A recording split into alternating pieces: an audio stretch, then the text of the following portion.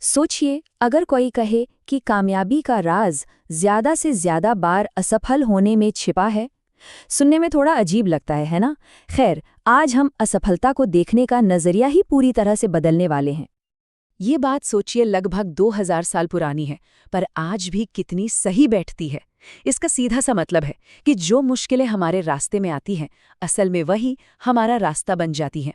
चलिए समझते हैं कि ये कैसे होता है। अक्सर हमें यही सिखाया जाता है कि असफलता मतलब सब खत्म, दी एंड। पर क्या ये सच है, या फिर ये एक इशारा है, एक नई शुरुआत का, जिसे हम देख ही नहीं पाते? आइए इस आम सोच की तह तक चलते हैं। दुनिया के कुछ सबसे कामयाब लोगों को देखिए। वो टीवी स्टार जिसे पहली नौकरी से ही निकाल दिया गया, वो बास्केटबॉल का लेजेंड जिसे स्कूल टीम में जगह नहीं मिली, या वो आविष्कारक जिसने एक बल्ब के लिए हजारों बार कोशिश की। इन सब की कहानियों में एक चीज कॉमन है, बड़ी कामयाबी से पहले बड़ी नाकामी। तो ये हमें एक बड़े सवाल पर लाकर खड़ा कर देता है, क्या असफलता सफलता का दुश्मन है, या फिर उसका सबसे अच्छा दोस्त? असल में कोई अपनी नाकामियों को देखता कैसे है, सारा खेल इसी नजरिए का है।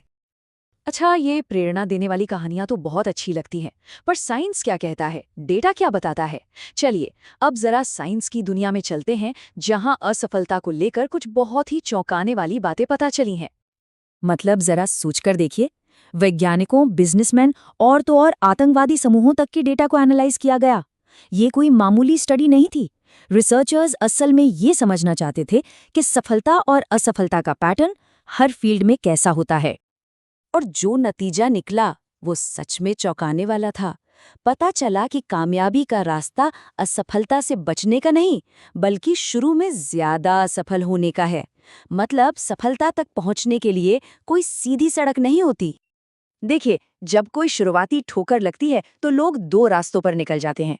कुछ लोग बार बार उसी दीवार से टकराते रहते हैं, वही गलती करते हैं। और कुछ दूसरे लोग वो उस ठोकर को एक सीढ़ी बना लेते हैं, उससे सीखते हैं और ऊपर चढ़ जाते हैं। बस यही वो पॉइंट है जहां सफलता और असफलता का रास्ता अलग हो जाता है। तो सवाल ये है कि आखिर ऐसी क्या चीज है जो किसी एक को सीखने के लिए मजबूर करती है और दूसरे को हार मानने के लिए? जवाब हमारे दिमाग के अंदर ही है। इसे हम कहते हैं माइंडसेट, यानी मानसिकता। स्टैनफोर्ड की एक साइकोलॉजिस्ट हैं, कैरल ड्वेक। उन्होंने इस पर बहुत गहरा रिसर्च किया है और उन्होंने पाया कि हमारी काबिलियत उतनी मैटर नहीं करती जितना हमारा माइंडसेट करता है, हमारा नजरिया। यही तय करता है कि हम मुश्किलों का सामना कैसे करेंगे। देखिए, एक तरफ है फिक्स्ड माइंडसेट। ये सोच दिमाग को एक पिंजरे में बंद कर देती है कि भाई हमारी काबिलियत तो बस इतनी ही है, पत्थर की लकीर है। और दूसरी तरफ है ग्रोथ माइंडसेट। ये सोच मानती है कि हमारा दिमाग एक पौधे जैसा है, जिसे मेहनत और सीखने से बढ़ाया जा सकता है। तो क्या इसका मतलब ये है कि बस ग्रोथ माइंडसेट अपना लो और प्रॉब्लम सॉल्व? काश, काश इतना सिंपल होता। लेकिन यहाँ एक बहुत बड़ा और खतरनाक ट्रैप है, एक जाल, जिसे सर्वाइवरशिप बायस कहते हैं। देखिए, जब हम सिर्फ जीतने वालों की कहानियां सुनते हैं, तो हम कहानी का एक बहुत बड़ा हिस्सा मिस कर जाते हैं।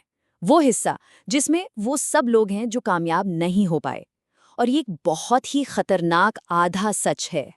ये कुछ ऐसा है कि हम सिर्फ उन लोगों को देखें जिनकी लॉटरी लगी है और सोचें कि जीतना तो बड़ा आसान है, पर हम उन लाखों लोगों को भूल जाते हैं जिनके टिकट बेकार गए।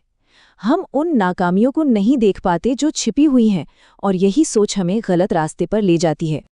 इसका सबसे क्लासिक उदाहरण है वर्ल्ड वॉर 2 से। सेना ने देखा कि जो प्लेन लड़ाई से वापस आ रहे थे, उन पर गोलियों के निशान कहाँ-कहाँ हैं, और वो उन हिस्सों को और मजबूत करना चाहते थे।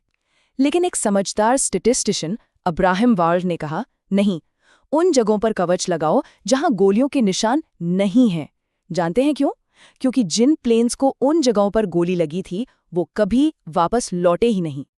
तो इसका मतलब ये हुआ कि जब हम सिर्फ कामयाब लोगों की नकल करते हैं, तो हम एक ऐसा नक्शा फॉलो कर रहे होते हैं जो हमें गुमराह कर सकता है। ये उन हजारों लोगों की कहानियों को नजरअंदाज कर देता है जिन्होंने वही रास्ता अपनाया पर मंजिल तक नहीं पहुंच पाए। तो अगर सिर्फ मेहनत करते रहना ही जवाब नहीं है, तो फिर क्या है? जवाब है जीत की परिभाषा को ही बदल देना। क्या हो अगर जीत मंजिल पर पहुंचना न हो, बल्कि उस सफर को अच्छे से तय करना हो, ये सोच हमें सिखाती है कि रिजल्ट पर फोकस करने की जगह प्रोसेस पर ध्यान दें, उन चीज़ों पर जो हमारे कंट्रोल में है, हमारी कोशिश, हमारा सीखना और हमारा बेहतर बनना। और जब हम प्रोसेस पे फोकस करते हैं ना, तो 3 कमाल की चीज़ें होती हैं।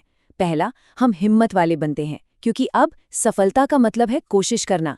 दूसरा, हम लचीले बनते हैं, क्योंकि मोटिवेशन बाहर से नहीं, अंदर से आती है। और तीसरा, हम अनुकूलनशील बन जाते हैं, जहां हर नाकामी एक अंत नहीं, बल्कि एक नया दरवाजा होती है। आखिर में बात घूम फिर कर वहीं आ जाती है कि असली लड़ाई बाहर नहीं, हमारे अंदर है। असली जीत तो उसी पल हो जाती है जब हम गिरने के बाद भी उठ खड़े होने का फैसला करते हैं। तो आज की इस पूरी बातचीत को एक सवाल पे छोड़ते हैं। क्या हो अगर असली कामयाबी मंजिल तक पहुंचना हो ही ना, बल्कि उस दौड़ में हिस्सा लेने की हिम्मत दिखाना हो?